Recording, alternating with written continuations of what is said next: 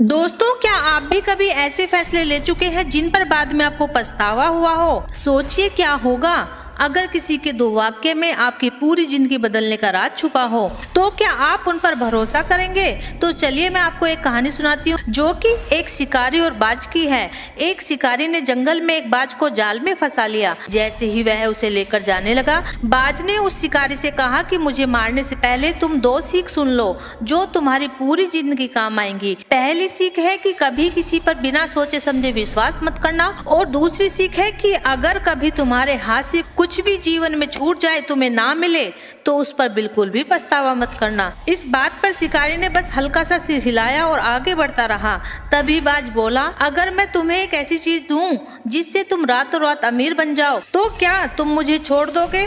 शिकारी की ये बात सुनकर आंखें चमक उठी। क्या है वो चीज? उसने तुरंत ही बाज से पूछा। बाज ने कहा, मेरे पास एक कीमती हीरा है जो मैंने जंगल में छुपा रखा है। अगर तुम मुझे आजाद कर दो तो मैं तुम्हें उसकी जगह बता दूंगा। बाज की इस बात पर शिकारी बिना सोचे समझे बाज को छोड़ देता है। बाज तुरंत उड़कर पेड़ की सबसे ऊंची शाखा पर जाकर बैठ जाता है और हंसकर कहता है, कुछ देर पहले ही मैंने तुम्हें सिखाया था कि बिना सोचे समझे विश्वास मत करना।